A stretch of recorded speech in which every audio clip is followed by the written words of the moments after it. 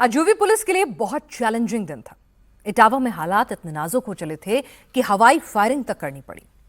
कथावाचक वाला जातीय संघर्ष अब यूपी की सड़क तक पहुंच चुका है और इसको कंट्रोल करने के लिए 12 थानों की फोर्सेस को भी बुलाना पड़ा।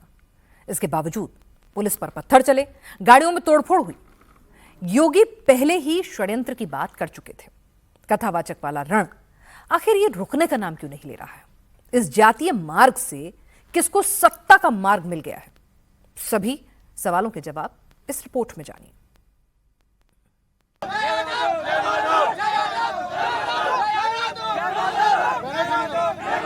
अगर जाति बात चलेगा तो कैसे योगी जी कहते हैं हिंदू राष्ट्र बने? हिंदू राष्ट्र कहाँ से बनेगा जब हिंदू भाई एक दूसरे को खाने को दौड़ रहे हैं? हमें जो है न्याय चाहिए, जो हमारे माला अपमान हुआ जाता लोगों का हमें चाहिए। वो जहां तक नजर जाएगी भीड़ ही भीड़ नजर आएगी। जमकर हंगामा और नारेबाजी सुनाई देगी।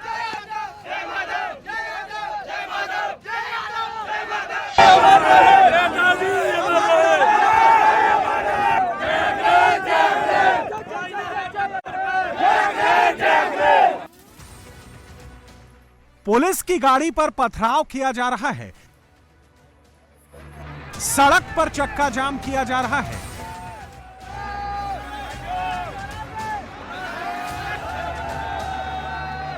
ये यूपी का इटावा है।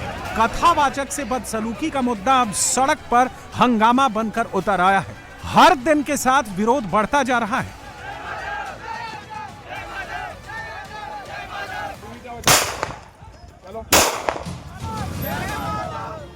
इटावा यादव परिवार का गढ़ है। यहां पर जाति की बात आएगी तो सबसे आगे समाजवादी पार्टी पहुंच जाएगी। यादव संगठन अलग अलग नाम के साथ काम पर जुट गए हैं।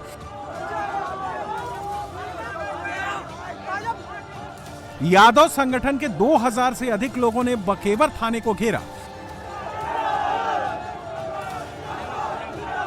गाड़ी जिस तरीके से टूटी हुई है, जिस तरीके से इस पर पत्थर बरसाए गए थे, पूरा शीशा आगे का टूट गया है और निश्चित तौर पर पुलिसकर्मी भी इसमें घायल हुए हैं, जो बताने के लिए काफी हैं कि किस तरीके से अहिर रेजिमेंट के जो लोग आए थे, जिन्होंने आज यहाँ पर आकर के थाने का घेराव किया और उसके बाद जाके हाईवे को जाम किया और उसके बाद इस पूरे मामले में किस तरीके से पुलिस की गाड़ियों पर पत्थर बरसाए गए हैं। ये टूटी हुई पुलिस की गाड़ी, इस तस्वीरों को देख करके समझ में आ जाता है कि दोपहर में आज इटावा के बकेवर थाना क्षेत्र में जो जातीय संघर्ष हुआ है, उसके बाद यहाँ के हालात किस तरीके के हैं।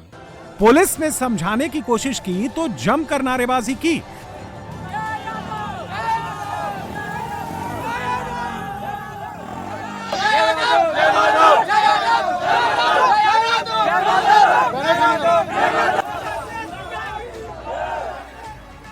हंगामा बढ़ता देख पुलिस ने कई और थानों की फोर्स बुला ली।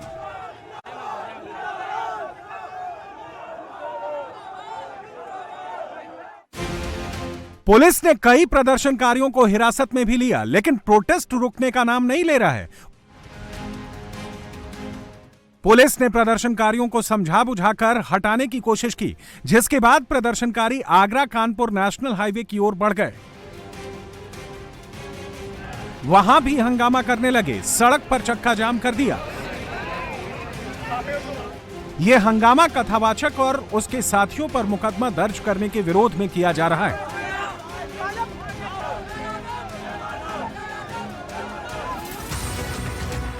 इस मामले में नया मोड़ तब आया जब दूसरे पक्ष ने कथावाचक के खिलाफ मुकदमा दर्ज करा दिया।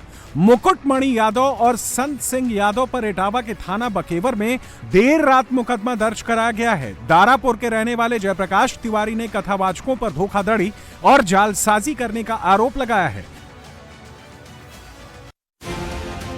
जैसे ही दोनों कथावाचकों पर मुकदमा दर्ज होने की बात फैली, वैसे ही यादव संगठनों में आक्रोश पनपने लगा।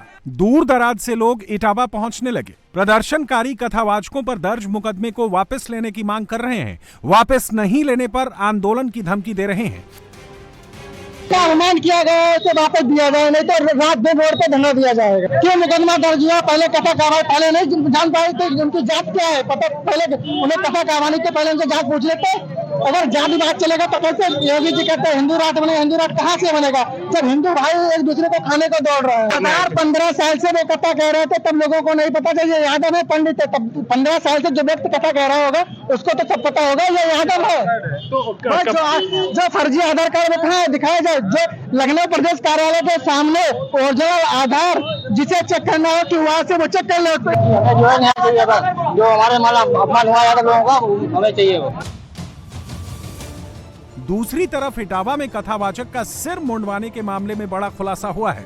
कथावाचक मुकुटमणि पर दो फर्जी आधार कार्ड रखने का आरोप लगा है। मुकुटमणि के पास से मिले एक आधार कार्ड पर नाम मुक्त सिंह और दूसरे में मुकुटमणि अग्निहोत्री लिखा है। दोनों आधार कार्ड में नंबर एक ही है और दोनों में फोटो मुकुटमणि की है। पुलिस अब दोनों आधार कार्ड को लेकर जांच कर रही है कि आखिर ये कैसे हुआ और ये दोनों आधार कार्ड कहां से बनवाए गए। इटावा में जिस दादरपुर गांव में भागवत कथा हो रही थी, अब वहां पर सन्नाटा फैला है। गांव में एहतियातन पुलिस तैनात है। कथावाचकों पर बदसलूकी के आरोप में जिन लड़कों को पकड़ा गया है, उनके घरों में सबका रो रो कर बुरा हाल है।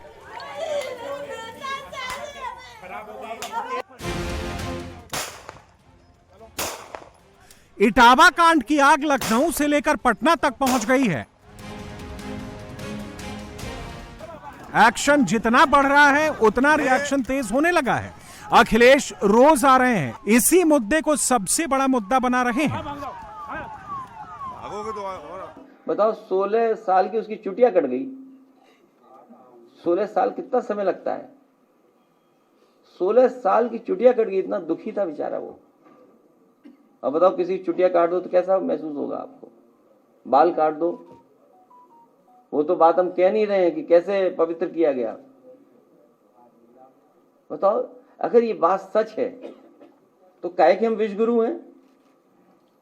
क्या आपको ये लगता है दुनिया ये नहीं देख रही आपकी? क्या दुनिया नहीं देख रहा? दुनिया के लोग बैठे हुए नहीं देख रहे ये सब चीजें? दुनिया के लोग देख रहे हैं कि भारत में क्या हो रहा है। तभी तो ट्रम्प जी से बार बार खाते हो आप डांट। अगर ट्रम्प जी को पता लग जाए कि इटावा में ऐसा हुआ है तो समझ लो क्या होगा। सच बता रहा हूं मैं आपको, जो समाज की बुराई है उसको दूर कर रहे हैं। क्या मुखर्जी जी को नहीं पता लग रहा ये सब बातें? फिर क्या है वो कहते हम 4 बजे जग जाते थे। और सच्चाई ये है कि 2 डिप्टी सीएम ने सब करवाया गड़बड़। अखिलेश यादव को 2025 में ही 2027 की सियासत नजर आने लगी है। अखिलेश यादव ने 2 पक्षों के विवाद को अगड़ा वर्सेस पीडीए बनाने की कोशिश शुरू कर दी है। अखिलेश 27 तक अब जाति मुद्दे को नहीं छोड़ेंगे। अखिलेश ने सीधे जातियों को सामने कर दिया है और यूपी में यह संघर्ष हो सकता है, इसका अंदाजा योगी सरकार को भी है। यूपी में बहुत खतरनाक एक्सपेरिमेंट करने की कोशिश की जा रही है, लेकिन इससे पहले कि यह एक्सपेरिमेंट कामयाब हो, यूपी में जातीय संघर्ष हो, सीएम योगी आदित्यनाथ एक्शन में आ गए हैं। जाति के नाम पर माहौल खराब करने वालों पर तुरंत एक्शन का आदेश दिया है। आने वाले महीनों में कई त्योहार आने वाले हैं। समाजवादी पार्टी के मुखिया अखिलेश यादव ये दिखाना चाहते हैं कि जो कुछ हो रहा है वो बीजेपी की वजह से हो रहा है। सोशलिस्ट और सेकुलरिस्ट होने के लिए बड़ा दिल वाला होना चाहिए, बड़ा दिल करना पड़ता है।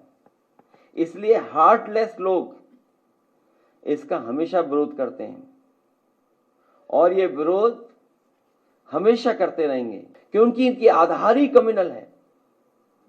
इसलिए कभी भी ये समाज में एकजुटता नहीं स्वीकार कर सकते, समाज में हार्मोनी हो वो उसको स्वीकार नहीं कर सकते हैं। इसलिए ये लोग पीडीए के भी विरोधी हैं क्योंकि पीडीए पीड़ा के एक सूत्र से बंधे लोग हैं। जितने भी पीडीए के लोग हैं हम सब किसी न किसी एक पीड़ा से जुड़े हुए लोग हैं। और ऐसा ही कुछ एक्सपेरिमेंट बिहार में भी हो रहा है। इटावा से पटना की दूरी 733 किलोमीटर है। तेजस्वी यादव भी अखिलेश यादव वाली स्क्रिप्ट लेकर आगे बढ़ रहे हैं। बिहार में इसी साल अक्टूबर नवंबर में विधानसभा का चुनाव है। ऐसे में तेजस्वी भी इसे बिहार का सबसे बड़ा मुद्दा बनाने में जुट गए हैं। यही वजह है कि ना तो यूपी में इस मुद्दे को समाजवादी पार्टी शांत होने देगी और ना ही बिहार में तेजस्वी यादव की आरजेडी। समाजवादी पार्टी तेजस्वी की मदद करेगी।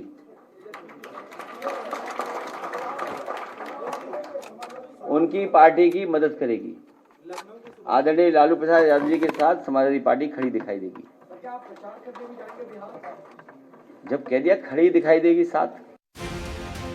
ये मुद्दा अखिलेश क्यों पकड़े हैं, क्यों 2027 तक नहीं छोड़ेंगे? उसकी वजह है यूपी समाजवादी पार्टी का गिरता यादव वोट बैंक। यूपी में के विधानसभा चुनाव में सपा को 75% यादवों ने वोट दिया, जबकि विपक्षी पार्टियों को 25% यादवों ने ही वोट किया। लेकिन 2007 में 3% यादव सपा से छिटक गए और 72% ने ही उन्हें वोट किया, जबकि विपक्ष को 28% वोट मिले। 2012 में 6% यादवों ने सपा का साथ छोड़ दिया और सिर्फ 66% ने ही सपा को वोट दिया, जबकि विपक्ष को 34% वोट मिला। 2017 में भी सपा को 66% यादवों ने ही वोट दिया, जबकि विपक्ष को 34% यादवों के वोट मिले। इटावा के बहाने अखिलेश एक बार फिर से यादवों को एकजुट कर रहे हैं। कथावाचकों के बहाने जाति समाज वाला कार्ड खेल रहे हैं। यूपी में यादवों की आबादी 10 से 11% है, जबकि ब्राह्मणों की आबादी 11 से 12% के बीच है। यूपी में 6 बार ब्राह्मण समुदाय से मुख्यमंत्री बना है, जबकि 5 बार यादव समाज से मुख्यमंत्री बने हैं। माना जाता है कि चुनाव में ब्राह्मणों का रुख बीजेपी की ओर ज्यादा रहता है। यह कई सर्वे में भी सामने आ चुका है। उत्तर प्रदेश में इटावा, मैनपुरी, एटा, फर्रुखाबाद, कन्नौज, आजमगढ़, फैजाबाद, बलिया, संत कबीरनगर और कुशीनगर समेत कई जिलों में यादव समाज का दबदबा है। ये समाज ओबीसी में कुल वोट बैंक में अपनी 20% की हिस्सेदारी रखता है। इनकी सियासत की मजबूती का अंदाजा इसी बात से लगाया जा सकता है कि ब्राह्मण ठाकुर की राजनीति से अलग और मायावती की दलितों की राजनीति को छोड़कर सिर्फ ओबीसी और मुस्लिमों के बल पर यादव समाज से यूपी में 5 बार मुख्यमंत्री रहे हैं। ये पीडीए हमारी पॉजिटिव पॉलिटिक्स है, डेवलपमेंट की पॉलिटिक्स है, आगे की सोच को आगे बढ़ाने की सोच है। इसलिए ये नकारात्मक लोग, नेगेटिव लोग कभी भी स्वीकार नहीं कर सकते पीडीए की ताकत को। ये लोग विभाजनकारी होते हैं, जो समाज को तोड़ते हैं, जबकि पिछड़े पीडीए के लोग, दलित, अल्पसंख्यक, आदिवासी भाई, सब समाज के उन अच्छे लोगों को जोड़ते हैं जो सहृदय हैं। 2014 में मोदी की आंधी के बाद यूपी में यादवों का दबदबा लगातार घटता चला गया। इस दौरान यादवों की पूरी सियासत मुलायम सिंह के परिवार के इर्द गिर्द घूम रही थी। 2017 का विधानसभा चुनाव इनके लिए सबसे खराब वक्त लेकर आया। यूपी के 16 जिले यादव लैंड कहे जाते हैं। ये जिले समाजवादी पार्टी का स्ट्रॉन्ग होल्ड रहे हैं। इनमें हाथरस, फिरोजाबाद, कासगंज, एटा, मैनपुरी, फर्रुखाबाद, कन्नौज, इटावा, औरैया, कानपुर नगर, जालौन, झांसी, ललितपुर, हमीरपुर और महोबा जैसे जिले आते हैं। ये जिले दोआब और बुंदेलखंड में आते हैं। यहाँ की 47 विधानसभा सीटों में यादव निर्णायक भूमिका में हैं। इनमें से 5 सीटों पर 1 लाख से ज्यादा यादव वोटर्स हैं। 7 सीटों पर 50,000 से 1 लाख के बीच यादव हैं। 27 सीटों पर 25,000 से 50,000 के बीच हैं। सपा का इन सीटों पर दबदबा रहा है। लेकिन 2017 में बीजेपी ने यहां पर क्लीन स्वीप किया। कुल 59 सीटों में से 49 सीटें बीजेपी ने जीती, जबकि सपा को सिर्फ 8 सीटें ही मिली। समाजवादी पार्टी को अपने घर और गढ़ में झटका सिर्फ 2017 में ही नहीं लगा। 2022 के विधानसभा में भी सपा को यादव बेल्ट में ही सबसे बड़ा झटका लगा। 2022 में यादव लैंड के 8 जिलों मैनपुरी, इटावा, एटा, कासगंज, फिरोजाबाद, औरैया, कन्नौज और फर्रुखाबाद की 29 में से 18 सीटों पर बीजेपी ने जीत दर्ज की। बीजेपी की सहयोगी अपना दल एस ने 1 सीट और सपा को सिर्फ 10 सीट ही मिली। अखिलेश यादव को पता है कि उनके हाथ एक ऐसा मुद्दा लग गया है जो 27 की तस्वीर बदल सकता है।